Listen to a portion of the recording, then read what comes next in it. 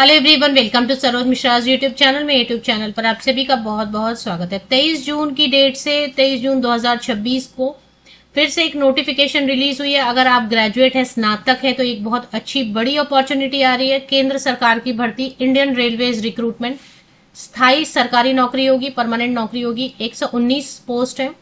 किसी भी विषय से स्नातक की डिग्री रखने वालों के लिए फिर से एक अपॉर्चुनिटी आई हुई है। इसमें आपको इंटरव्यू का टेंशन नहीं होगा। इंटरव्यू फेस करना भी एक बहुत ही स्ट्रेसफुल पार्ट होता है सिलेक्शन का, तो आपको इंटरव्यू फेस नहीं करना पड़ेगा। इस सिलेक्शन में कोई इंटरव्यू नहीं होने वाला है। सैलरी अच्छी होगी, स्टार्टिंग सैलरी।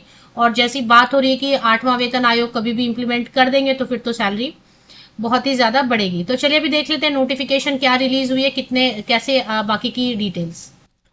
तो ये नोटिफिकेशन रिलीज हुई है government of India, ministry of railways, railway recruitment board, centralised employment notification. तो रेलवे मंत्रालय की तरफ से जो भी भर्ती विज्ञापन आता है वो सेंट्रलाइज्ड ही रहता है। ऑल अक्रॉस इंडिया, पूरे भारत देश से कैंडिडेट अप्लाई करते हैं। पूरे भारतवर्ष में मल्टीपल एग्जाम सेंटर्स भी बनाए जाते हैं। पोस्ट का नाम है section controller. Applications are invited from the eligible candidate for the post of section controller. Advertisement number देखेंगे। इंडिकेटिव नोटिस का मतलब है फिलहाल शॉर्ट विज्ञप्ति है, ये छोटा नोटिस जिसको बोलेंगे आप। लास्ट डेट इसकी 14 अगस्त रहने वाली है, 14 अगस्त 2026। ऑनलाइन मोड में आप एप्लीकेशन करेंगे 15 जुलाई से, मतलब अगले महीने जो है ना, अभी तो जून चल रहा है, जून में भी 15 जुलाई से आवेदन शुरू होगा। टेंटेटिवली हो सकता है 2-4 दिन प्लस माइनस भी हो इसमें, और टेंटेटिवली 14 अगस्त तक, मतलब 15 जुलाई से 14 अगस्त तक आप आवेदन कर सकते हैं। इस डेट में थोड़े बहुत चेंजेस होने की संभावना, चांसेस रहेंगे, क्योंकि टेंटेटिव वर्ड इन्होंने यूज किया है। 7 सीपीसी अभी फिलहाल 7वां वेतन आयोग चल रहा है। लेवल 6 से 35,400 की बेसिक पे है, 35,400। इसमें बहुत सारा सेंट्रल गवर्नमेंट में यही फायदा है कि आपको बहुत अलावेंस मिलता है। डीए बहुत ज्यादा, अभी 50% से तो ज्यादा डीए है। आपको मेडिकल अलावेंस मिल जाता है, ट्रांसपोर्ट अलावेंस मिल जाता है। इसके अलावा प्रोविडेंट फंड दो मिलते हैं, 2 employ provident fund, employer provident fund. 5 साल होते ही आपके ग्रेचुटी मिलनी शुरू हो जाती है, जो हर साल आपको ग्रेचुटी मिलने लग जाती है। इसके अलावा भी मल्टीपल आपको बेनिफिट्स, एचआरए मिलता है, सॉरी एचआरए मिलेगा, या फिर आपको अगर रेलवे का क्वार्टर पसंद आ गया, आप रेलवे के क्वार्टर में रहना चाहेंगे तो वो रह सकते हैं। नहीं, अगर आपको क्वार्टर नहीं चाहिए वहां का, तो आपको एचआरए मिलने लग जाएगा। तो कुल मिला के जो ग्रॉस सैलरी की बात करते हैं, तो ग्रॉस सैलरी इसकी कितनी हो जाएगी, तकरीबन 65,000 65,000 तक इसकी ग्रॉस सैलरी बनने वाली है। नंबर ऑफ वैकेंसीज 119 है। अब आपको पता होगा, रेल मंत्रालय जब भी भर्ती विज्ञापन जारी करता है तो इसमें क्या होता है कि आरआरबी के हिसाब से जो है ना फॉर्म भरे जाते हैं। 20 to 33 ईयर्स एज जो बताया जा रहा है वो है अनरिजर्व कैटेगरी के लिए, जो जनरल कैंडिडेट है उनके लिए। अगर आप SC/ST कैंडिडेट हैं तो 20 to 38 ईयर्स हो जाएगा एज लिमिट, क्योंकि 5 साल की छूट मिलती है SC/ST कैंडिडेट को। अगर आप ओबीसी नॉन क्रीमी कैंडिडेट है तो 3 ईयर्स की छूट मिलती है ऊपरी आयु सीमा में, तो 20 to 36 ईयर एज लिमिट हो जाएगी। अगर आप पीडब्ल्यूडी कैंडिडेट हैं तो 22, कम से कम 10 साल की छूट मिलती है जनरल पीडब्ल्यूडी कैंडिडेट को। और अगर आप रिजर्व कैटेगरी के पीडब्ल्यूडी कैंडिडेट हैं तो और भी ज्यादा, तो कम से कम 10 साल, तो 20 to 43 ईयर्स एज लिमिट हो जाएगी पीडब्ल्यूडी कैंडिडेट्स के लिए। कम से कम, इससे भी ज्यादा हो सकती है। अब इसमें एक सर्विसमैन कैंडिडेट्स वगैरह को भी एज में रिलैक्सेशन मिलती है। तो शॉर्ट विज्ञप्ति के अलावा भी जो डिटेल्स हैं, क्योंकि लास्ट टाइम भी एडवर्टीजमेंट आई हुई थी, उस समय ज्यादा वैकेंसीज आई थी, 300 से ज्यादा। तो उससे जो लास्ट विज्ञापन आया हुआ है पिछले साल 2025 वाला, जिससे कि सिलेक्शन क्राइटेरिया, फीस की डिटेल, एग्जैक्ट क्वालिफिकेशन, ये सब समझ में आ जाएगा। आरआरबीज जो पार्टिसिपेट करेंगे, एडवर्टीजमेंट नंबर CEN नंबर 3/2026 के नाम से आपको ये विज्ञापन देखने को बहुत जल्द मिलेगा। डिटेल्ड एडवर्टीजमेंट, विस्तृत विज्ञापन। इसमें अहमदाबाद, अजमेर, बेंगलुरु, भोपाल, भुवनेश्वर, बिलासपुर, चंडीगढ़, चेन्नई, गोरखपुर, गुवाहाटी, जम्मू एंड श्रीनगर, कोलकाता, मालदा, मुंबई, मुजफ्फरपुर, पटना, प्रयागराज, रांची, सिकंदराबाद, सिलीगुड़ी एंड तिरुवनंतपुरम, इसमें जो है ये सारे आरआरबीज पार्टिसिपेट करेंगे। तो आप किसी एक आरआरबी से एप्लीकेशन कर सकते हैं। आरआरबी एंड जोन वाइज ही जो है ना रेलवे मंत्रालय भर्ती विज्ञापन जारी करती है। तो विज्ञापन के हिसाब से अभी जो वैकेंसी आने वाली है, वो पोस्ट आपने देख लिया, पोस्ट का नाम आपने देख लिया, सेक्शन कंट्रोलर। अभी इसी पोस्ट की डिटेल लास्ट ईयर, क्योंकि अभी तो डिटेल्ड एडवर्टीजमेंट जारी नहीं हुई है 2026 वाली, तो डिटेल्ड एडवर्टीजमेंट जो 2025 का मैंने डाउनलोड करके रखा हुआ है, इससे चेक कर लेंगे कि क्या सिलेक्शन क्राइटेरिया थी। अगर आपने लास्ट ईयर फॉर्म वगैरह भरा था तो फिर आपको आइडिया होगा, तो भी एक बार रिवीजन हो जाएगा। जो पहली बार फॉर्म बनेंगे तो CEN नंबर 4/2025, इसमें देख लेते हैं कि जो जो जरूरी चीजें हैं फॉर्म भरने के लिए वो चेक कर लेंगे। तो इस तरीके से आपको इंडेक्स देखने को मिलेगा। लास्ट टाइम जो एडवर्टीजमेंट थी उसमें काफी सारे पेजेस थे, तो इसमें आपको जब भी डिटेल्ड एडवर्टीजमेंट आएगी तो आपको पूरा जो डिटेल देखने को मिलेगा कि क्या फीस है क्या है। तो अभी देख लेते हैं। लास्ट टाइम जो वैकेंसीज आई थी उसमें भी सेम एज क्राइटेरिया थी, 33 इयर्स, सेक्शन कंट्रोलर, सेम पे स्केल वगैरह था। 368 वैकेंसीज पिछली बार आई हुई थी, तो मैं इसी की सहायता लेती हूँ। बिकॉज इसमें क्या है कि एज का जो कंडीशन है वो तो मैंने आपको बता ही दिया कि 5 साल की छूट मिलेगी SC/ST कैंडिडेट को। उसका प्रोफॉर्मा रहता है, वो प्रोफॉर्मा आपको रेडी करना रहता है। और इसके अलावा एनेक्सियर ए में जो है ना, एनेक्सियर ए में जाके आपको क्वालिफिकेशन की डिटेल देखने को मिलती है। तो एनेक्सियर ए में चलते हैं सीधे, क्योंकि क्वालिफिकेशन मैंने बताया वीडियो में, लेकिन देखिए OBC में नॉन क्रीमी लेयर कैंडिडेट को केवल छूट मिलती है और SC/ST कैंडिडेट को छूट मिलती है, और बाकी जो है जैसा मैंने आपको बताया OBC नॉन क्रीमी लेयर को 3 साल की छूट ऊपरी आयु सीमा में, SC/ST कैंडिडेट को 5 साल की छूट मिलेगी, एक्स सर्विसमैन को भी मिलती है, PWD कैंडिडेट्स को भी मिलती है। और जो महिलाएं हैं, सबको, महिलाओं में सभी को नहीं, जो विडो में है या फिर डाइवोर्सी हैं उनको छूट मिलती है। अनरिजर्व एंड EWS कैटेगरी के फीमेल कैंडिडेट अगर विडो या डाइवोर्सी हैं तो 35 इयर्स अपर एज लिमिट है। OBC non creamy layer female candidate को 38 इयर्स अपर एज लिमिट है। SC/ST फीमेल कैंडिडेट 40 इयर्स, लेकिन फीमेल मतलब सभी महिलाओं को नहीं, जो मेंशन किया पॉइंट 7 में उनको ही। एजुकेशनल क्वालिफिकेशन इन्होंने बोला एनेक्सियर ए में, तो फीस पहले आ रहा है तो फीस देखेंगे, 500 रुपीज फीस लेते हैं। और अगर महिलाएं किसी भी कैटेगरी के जनरल या रिजर्व कैटेगरी के, साथ ही साथ अगर ट्रांसजेंडर है, एक्स सर्विसमैन है तो 250 रुपीज, या SC/ST कैंडिडेट है या economically backward class EBC PWD तो 250 रुपीज आपको फीस पेमेंट अभी करनी है। लेकिन जैसे ही फर्स्ट स्टेज CBT होगा, पहले CBT होता है ऑनलाइन, तो उसके बाद अगर आप उस एग्जाम में अपीयर हो जाते हैं तो पूरा का पूरा आपको रिफंड मिल जाएगा।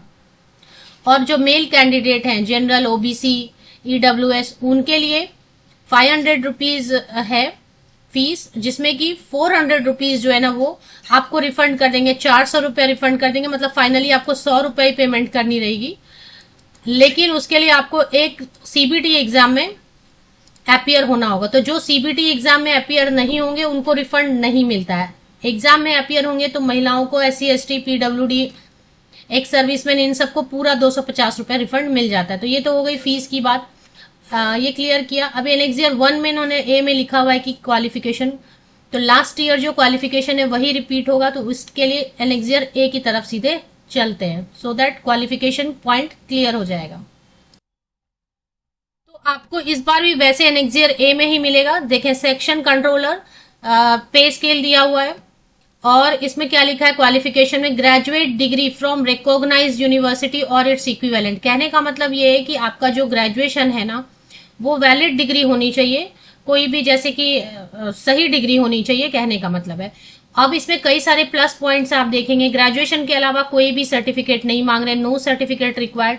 कोई जैसे टाइपिंग का या लिखते हैं ना कई जगह पे CCC सर्टिफिकेट, ऐसा कुछ भी नहीं मांग रहे। No certificate required, no typing certificate required, no computer certificate required, कोई कंप्यूटर का नॉलेज का सर्टिफिकेट नहीं चाहिए, कोई एक्सपीरियंस नहीं चाहिए, कोई सब्जेक्ट का कंडीशन नहीं है, कोई भी सब्जेक्ट हो चलेगा, सारा सब्जेक्ट चलेगा। चले आप कहेंगे कि फिजिकल एजुकेशन से किया, म्यूजिक से किया, कोई भी सब्जेक्ट आपको एग्जाम क्वालिफाई करना है, सभी सब्जेक्ट चलेंगे। BA BSc BCom BE BTech BCA BMS, इसके अलावा BC कोई भी स्नातक।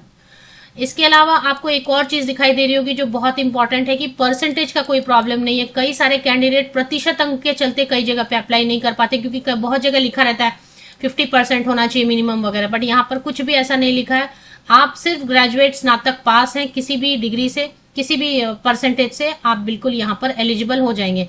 बस आयु की जो है ना आपको अब ये लास्ट टाइम इन्होंने जोन वाइज बताया था, तो देखें जो वैकेंसीज आती है ना आरआरबी वाइज जोन वाइज ही आती हैं, फॉर्म भी वैसे ही भरे जाते हैं, रिजल्ट भी वैसे ही डिक्लेयर होता है जोन वाइज आरआरबी वाइज।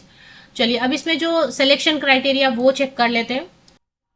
तो रिक्रूटमेंट प्रोसेस जो है इसमें इंटरव्यू बिल्कुल भी नहीं है, मैंने थंबनेल पे भी बताया आपको, इंटरव्यू का टेंशन नहीं लेना है। कई जगह पे ऐसा होता है कि इंटरव्यू के इसमें शॉर्टलिस्टेड कैंडिडेट वहां पे जाके क्वालिफाई नहीं कर पाते हैं, तो बहुत ही पेनफुल होता है वो स्टेज। तो यहाँ पर वो टेंशन नहीं है, सिर्फ एक सीबीटी होगा, कंप्यूटर बेस्ड परीक्षा होगी, ऑनलाइन परीक्षा होगी, और एक कंप्यूटर बेस्ड एप्टीट्यूड टेस्ट होगा।